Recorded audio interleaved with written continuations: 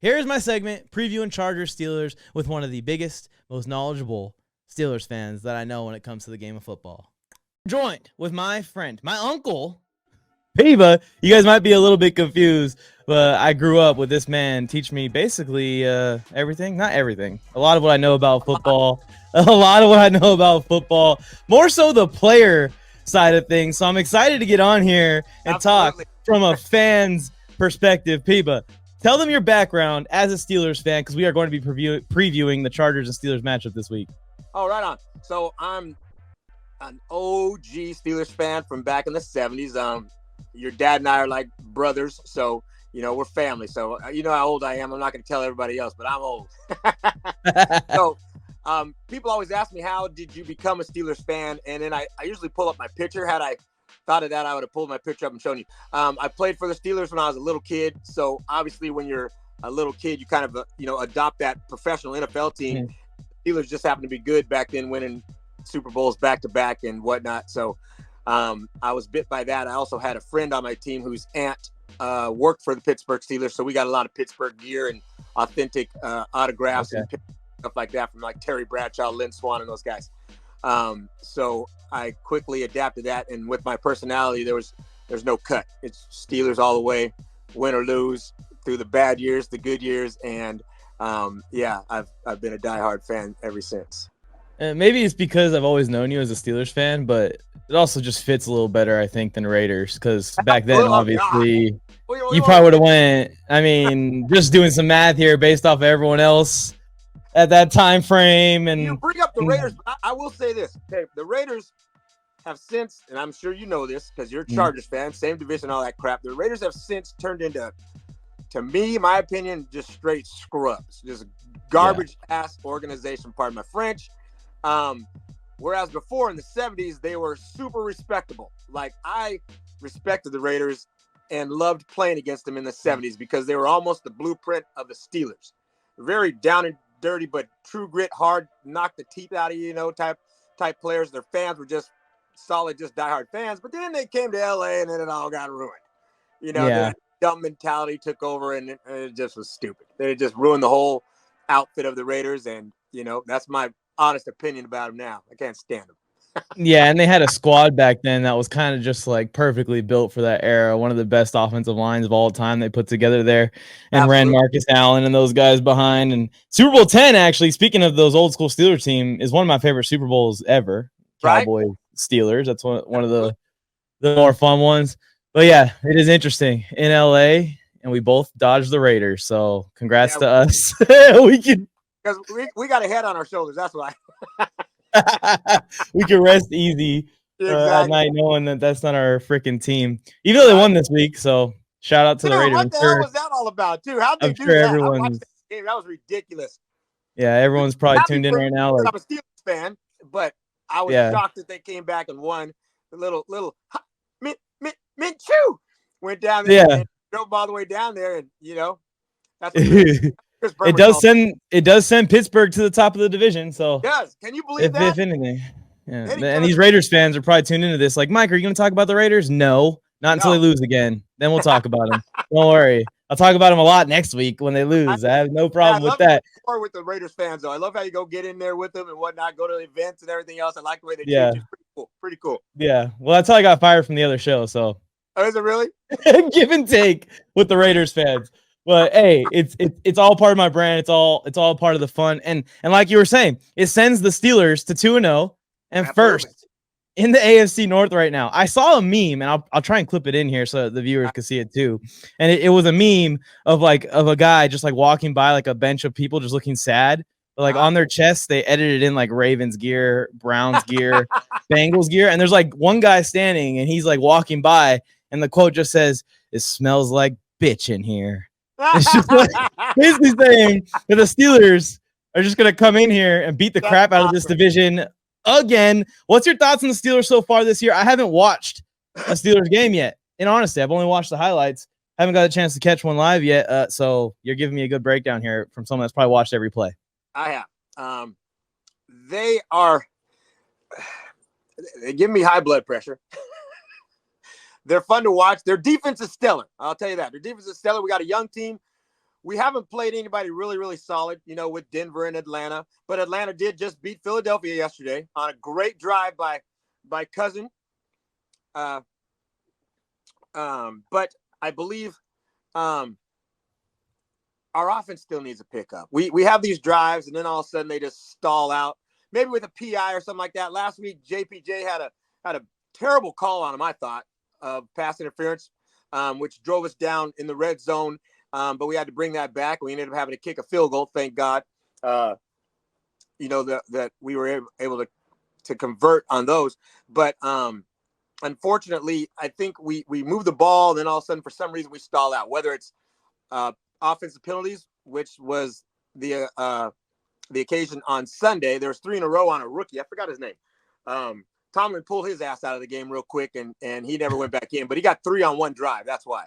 3 on one drive. There was a false start, and then he got 2 holdings. So they killed our drive. And on both of those, we went down to the 5-yard line. I believe Justin Fields threw a great pass to Pickens, just dropped in his basket, landed us on the 5 or 4-yard line, 6-yard line, somewhere around there. Got called all the way back because of holding. So you negate that 35, 40-yard throw, tack on 15 more, you know, we're back on the other side of the line. So, you know, that has stalled us out. I think it's because we have a lot of young players as well, though, playing. But as far as my hopes, I still think we're going to be competitive. We're going to be at the top of the division, playoff bound. If Justin continues to do what he's doing, we've only scored 1 touchdown this season, but it's still, you know, good hopes and good sign that we can move the ball still. It's just you know, Boswell, thank God for him. He's nailing it. He's nailing everything. But we do need to get in the end zone if we're going to continue to win. It sounds similar to the Chargers. Chargers defense has been stellar this year. They've given up 10 and 7 points now in 2 back-to-back weeks. Absolutely. And both touchdowns were just single play, you know, opportunities. It wasn't like it was a drive that the Raiders brought down the field. Someone got hurdled on the sideline for their only touchdown of the day in week 1. And then the Chargers attack has been stellar, maybe the best in the league right now. I'm not sure the exact numbers. I'm sure that there's teams like the Eagles that are close, but the Chargers back-to-back 135-yard rushing attack gains from J.K. Dobbins, who looks healthy. It's just been penalties, man. You know what? It's been penalties, and ironically, Herbert's been a little bit rusty to start the year. So when I sit back and look at it, and I'm sure you're looking at it as the Steelers with self-inflicted mistakes being the biggest issue here. I'm like, well, I know that Herbert's going to be better. Yeah. That's no question. Absolutely. If everything else is falling into place, this is looking really good at 2-0 with a lot to improve on, in my opinion, for the Chargers. And I feel like I'm getting a similar sentiment from the Steelers. Absolutely. And I think with you got, because you got Herbert, I think yours is a little bit brighter. You know what you're going to get. We're still trying to see what we're going to get out of Justin, but you guys are looking really, really good. But I'm not a Charger hater at all. I don't hate the Chargers at all. Only when they play the Steelers. So this week I'm going to hate them, obviously. But when they play, I low-key root for them because, you know, LA team or whatever, they're not really from here, but, you know, local SoCal team and all that good stuff. I like Jim Harbaugh. I like the players that passed through there. I've liked Phillip Rivers. I've liked LT. You can't really hate on the Chargers unless you're a Raiders fan. Other than that, I mean, I think a lot of people low-key like the Chargers that are here in LA and, you know, obviously from the San Diego area.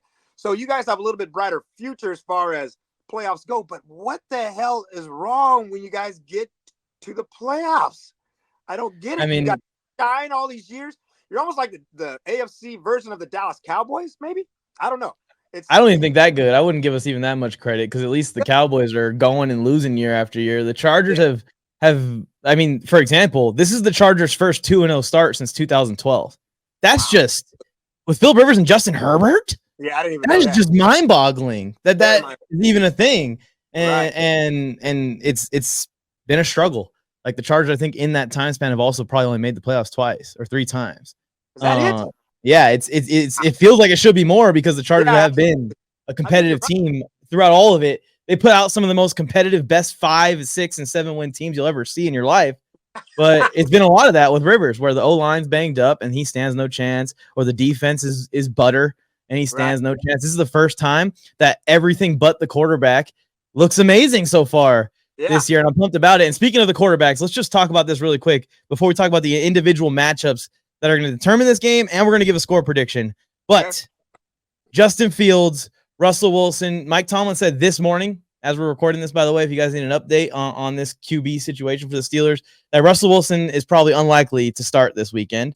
And Mike Tomlin even straight up said, like, I don't want to talk about hypotheticals that don't exist anymore, which to me is Mike Tomlin saying in Mike Tomlin way to the media, stop asking me about Russell Wilson. He'll be back when he's back type situation. But what is your thoughts? Because Russell Wilson won the job in camp and then went down with a calf, and Justin Fields has taken over since then. The team's undefeated. I personally thought Fields looked really improved in the preseason. I haven't seen much of him from the regular season. He looks kind of similar, but it seems like you could tell the play calling is helping him out a lot. But like you're saying, there's this throw that I didn't see that got called back. He's clearly not turning the ball over as much as he did in Chicago.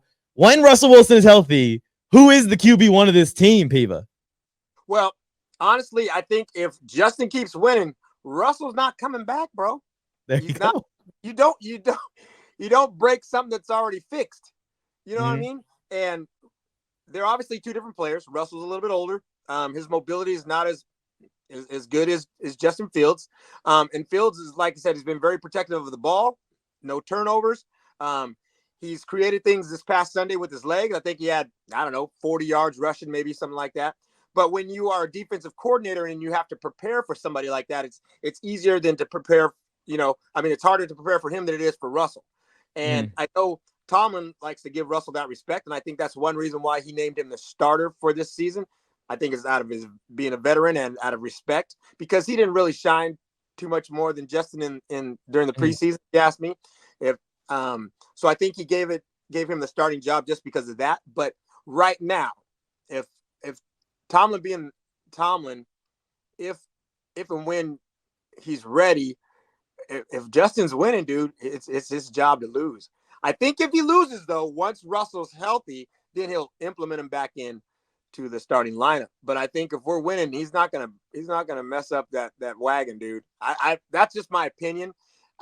Me as a wannabe coach, I wouldn't, I wouldn't be like, hey, Russell. And I see Russell on the sidelines. I don't know if it's fake or not, but he's very enthusiastic. He's encouraging. He's pumping up his team. He's giving high fives and stuff like that. He's not over on the bench pouting like Colin Kaepernick or something. So he's out there, he's rooting his team on. So I think as long as there's a positive that's coming out of this, it will be until the wheels fall off, if you ask me. I think that makes sense, and you're right on the veteran thing with Russell Wilson. I think Mike Tomlin's thinking similar to you, and like you're saying right here, Russell Wilson, veteran in the league, he understands that what's going to help his team win is if he's a good leader on the sideline, even though if he's not playing. Absolutely. And that's what he's doing, and he'd bring that leadership into the huddle if he was playing, and that's stuff that Mike Tomlin sees that you just don't know about. Like us as fans, we don't get access to little stuff like that. And another thing that I always tell fans that people don't understand at all is how important the quarterback is to picking up blitzes, and how bad Justin Fields is at picking up blitzes in his career so far, and how good Russell Wilson is at pass protection as far as being an organizer at the line of scrimmage and picking stuff like that up. Right. And getting his O-line on it and alerting to everybody, hey, we caught him. Like, here's where the hole in the defense is. And he can communicate that mid-play. Stuff that Justin Fields just hasn't ever done. So there's no reason to even ask him to do it. And like this, it's hard to learn that stuff. Like this year's the first year where Justin Herbert is calling out the protections for the Chargers. It's been a lot, our center, it's been a lot other players involved in that. And we've even seen it in Philly, where the Eagles, their O-line struggling in pass protection right now, losing Jason Kelce. Now Jalen Hurts is taking over that job. And people don't realize how important that is, something that Russell Wilson brings to Pittsburgh. Absolutely. But I like what you're saying. I think you just keep running this thing. I think you even run the ball more. I saw Justin Fields' stat line, and I'm like, I was kind of surprised. He's still under 100 yards rushing this year. I say, if this is working, this is the perfectly built team to set up a season like we saw Cam Newton go on a couple years ago, where you got the two running backs. It was Jonathan Stewart. It was Mike Tolbert. You got the stellar defense. I mean, that Panthers defense is one of the best ever put together and had one of the better seasons we've seen out of a defense ever, led the team to 15-1. And then just on offense, the quarterback is just a rushing monster. So the time of possession, just every game, 20 minutes in the Steelers' favor. The Steelers' defense is just getting a ton of opportunities to rush the passer on 3rd and 9 because every single freaking drive, you're trying to get something going on offense after the opponents just went on a 12-minute freaking march down the field. So on 3rd and 7, you're a lot more desperate than you are on a 3rd and 7 where you're following a punt or you're following, a 3 and out, whatever it might be. I think the Steelers just need to run the out of the football. Just run it, play the time possession, and just win these 20 to 17 games all year. I would love it. I like that strategy. I just want to see a little bit more threat, though, the ability to be able to do it. You know what I mean? Because if you don't have that ability to be able to do it, then they're going to just stack the box. You know what I mean? Yeah. And shut down Najee. But I think you got a good point. Just establish a running game. Najee got going a little bit this past Sunday, so we were able to balance it a little bit. I just think that our offense is totally different than we've seen.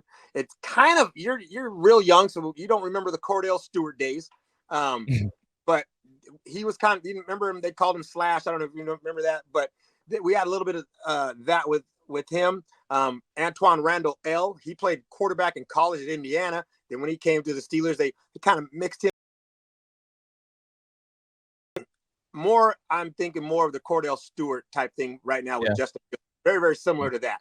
And you got some weapons there. And I think that you have specific weapons in a guy like George Pickens to attack and play action. Like specifically play action. You get him one-on-one up the field. You trust him just to throw that ball out there and let him go get it. Absolutely. One little thing I want to touch on. I don't know, though, if Justin keeps winning. I think I might have mentioned this to you off camera. If Justin keeps winning, Russell's still on the sidelines, Miami needs a quarterback. What if they call Pittsburgh and say, hey, I wouldn't even just limit myself to Miami. I think that there is many situations that could become QB needy in one play. Yeah. So I'm with you. That's something to have on the radar with Fields playing this good. And I personally, if I'm in Tomlin's shoes, would trade Russ. Yeah, absolutely. I don't care. And I'm not going to get anything for him. You're not going to get anything for Russ. You're going to get a 5th or 6th or 7th round pick. Yeah. But I'm keeping Fields for the future. Like, even if we are drafting a quarterback, this is going to be our backup. This is fun. Absolutely. But yeah, let's keep this going here. Let's talk about this individual game here. The biggest matchup for me, I think, to highlight in this one is Joe Alt versus TJ Watt. And this is going to be all game, all day, both in the rush attack for the Chargers. They have not shied away from running to Joe Alt's side at all. If anything, they're running to Joe Alt's side more than Rashawn Slater's side. 6'8". Yeah, so he's a wall. In the rushing attack, that battle is going to be fun to see TJ. We know what TJ does as a defender of the run. That's that next level that I feel like some of these guys like Nick Bosa or Max Crosby or others that we won't start talking about and offending other people don't have that TJ Watt has, is that elite dominance in the rushing defense. And then, of course, in pass pro, TJ Watt versus Joe Alt. Joe Alt has not given up a pressure this year. Max Crosby, week 1, played him all game. Jadeveon Clowney and the Panthers crew, week 2. Joe Alt has been an iron wall, but now he's seeing one of the best ever. So what do you think about the Rook versus TJ Watt here? Obviously, this has got to be where the Steelers are going to try and get after Herbert. Oh, yeah, absolutely. I think I'm not saying this because I'm a Steelers fan, but he's the best edge rusher in the league. He got paid for it. He definitely is a force. It doesn't matter who's in front of him. You can be 6'8", 370. I don't give a crap. TJ doesn't back down to anything. He will find a way to get in. And if you last year when he got hurt, every year when he gets hurt, you can see that our whole morale on defense just goes down. He's our leader, 100% our leader. When he's on the field, everybody's a different type of player, believe it or not. You played football, you know it. When your star player goes out, and you played cornerback. So when your star defensive dude goes out, you as a defender and as a teammate, you're already hitting the gut. So you're like, dang, so-and-so's out. You know, he was our number 1 tackler. He was our leader. And for some reason, it just affects the whole team.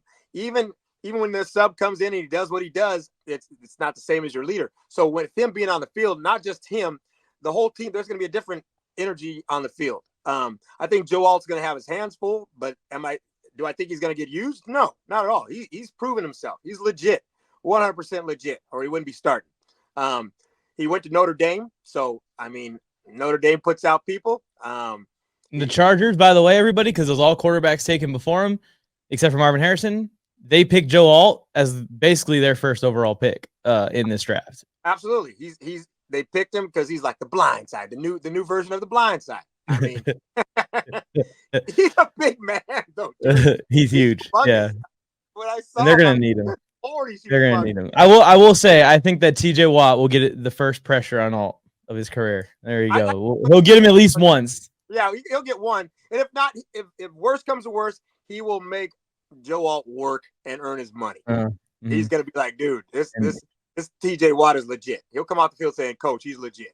And I know Tomlin and them, yeah, if he does say that, they're gonna adjust because with Crosby and the Raiders D line, Crosby just started rushing inside and then started dominating, so it just moved him in. They just moved him away from Alt, and it worked anyways. But yeah, that's a matchup that's gonna be interesting to see. I think it's the biggest one for the Chargers offense. If they could slow down T.J. Watt, the Chargers have a very, very, very high chance of winning the game, but a very good chance of moving the ball on the Steelers defense if they can control him. T.J. Watt can just make game-wrecking plays too, and we know this is going to be a close game. It's going to be a defensive battle, so that one play could be the difference. We'll see how Joe Alt does against TJ. And then another one that I wanted to bring up before I go ahead and turn this to you for what matchup you think is most interesting is this Chargers pass rush against Justin Fields and the Steelers O-line. But the Chargers have been flexing, and they've used it now a bunch of times in the first two games, this Superman front, which has 4 edge rushers on it.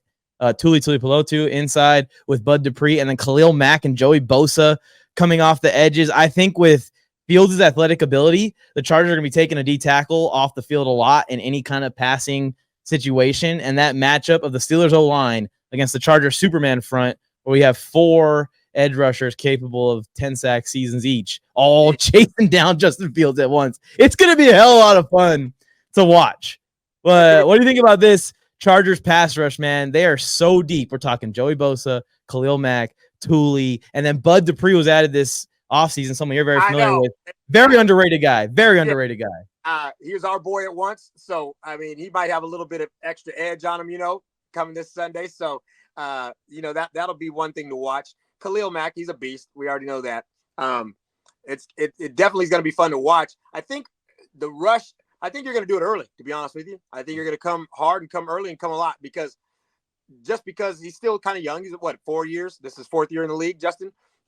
You're right. He doesn't pick up things as well yet as a veteran quarterback would. So I think they're going to try to put a lot of pressure on him. Hopefully that will open up a little bit of a run game because you guys will be overzealous and holes will open, get Najee going real quick. Jaylen Warren, who's actually a stud. I dig on him. Hopefully we'll be able to establish a run game and slow you guys down. But if we don't, we're going to be in trouble real quick because then, they can just send everybody every time we drop back to pass. And we've been in 3rd and long a lot this season. And when that happens and you got your Superman front coming, that's going to be tough to pick up. We've got 2 rookies, I think, on the line. So we'll see how that goes. I'm not looking forward to it, to be honest. You make a good point about the running the ball thing, and I think that's also key to this game. Is whoever establishes the run early is going to have the advantage the rest of the game because that's how you negate this pass rush. Is if you can just run the ball because they're not going to be out there on 3rd and 3. I promise. They're not going to be out there on 2nd and 3. They're going to be out there on 3rd and 12. They're going to be out there on 3rd and 10. They're going to be out there on 3rd and 9, and if it's a really big part of the game, maybe 3rd and 7. But other than that, if you can stay out of those situations, you keep this pass rush off of you. And it's been an advantage for the Chargers because they've been getting home like they're blitzing with 4 almost unconsciously on both of those lines they played this year so far. So we'll see what happens there. Any matchups you want to highlight somewhere where you see the Steelers taking advantage of the Chargers specifically, or if it's just kind of similar stuff to what I just brought up? Take advantage. I would not say that. I think all around the whole game will be a great matchup. But I think you already highlighted the Joe Alt, TJ Watt matchup is going to be the one to watch. You got the rookie.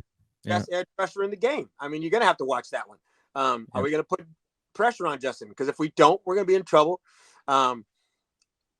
Trice and Porter are going to have to work hard if we don't get any pressure on them. Minka over the top. I don't know.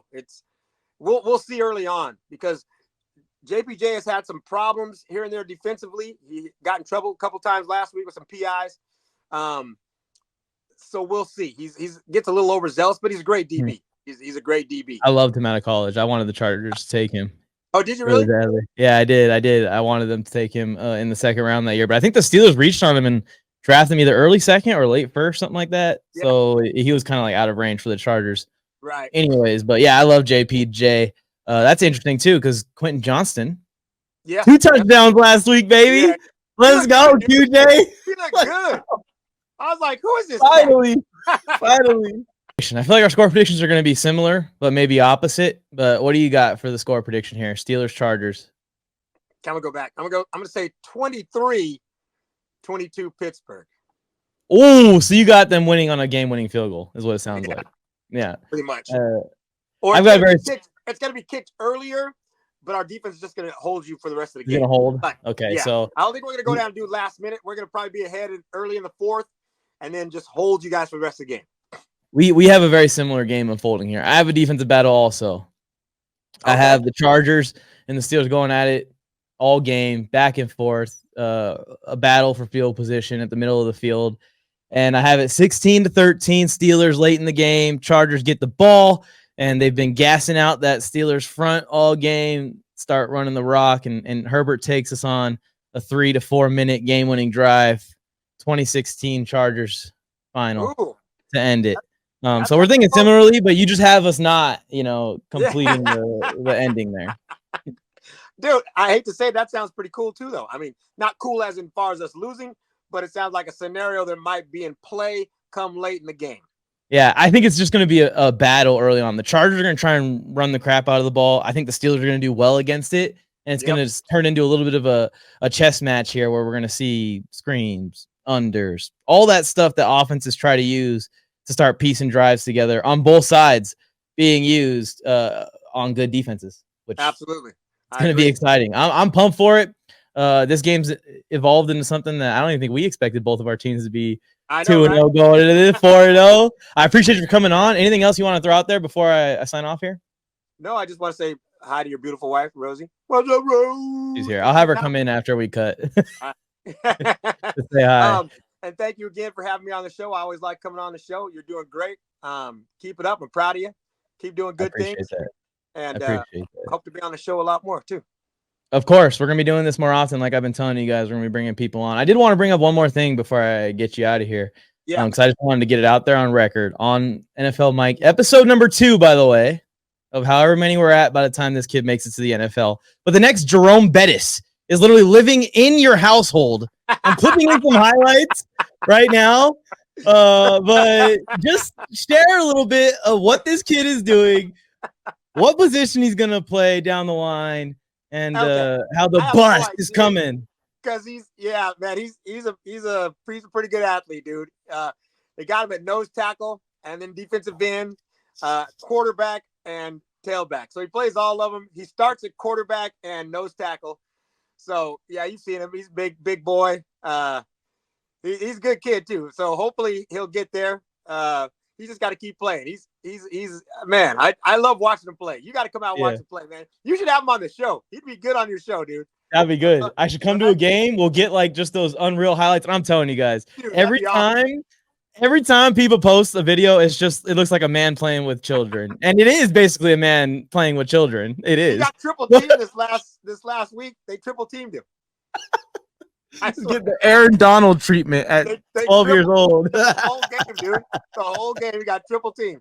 Thank you for tuning in to another NFLMike video. Now it's time to go make more football friends or go and compete in the Mike's Pick'ems challenge or against me in daily fantasy football challenges by joining my completely free NFL group chat. Or head to fifthdown.shop and check out and see if we got your team's newest designs. Or now you can simply rep your favorite players without having to wear another team's gear. And then tag us in pictures of you wearing your Fifth Down merch for a shout out in the next episode of NFL Mike's Corner. And help us reach our goal of getting 1,000 NFL fans wearing Fifth Down. Or you can head to the next NFL Mike video by clicking it. It's on your screen. Go ahead.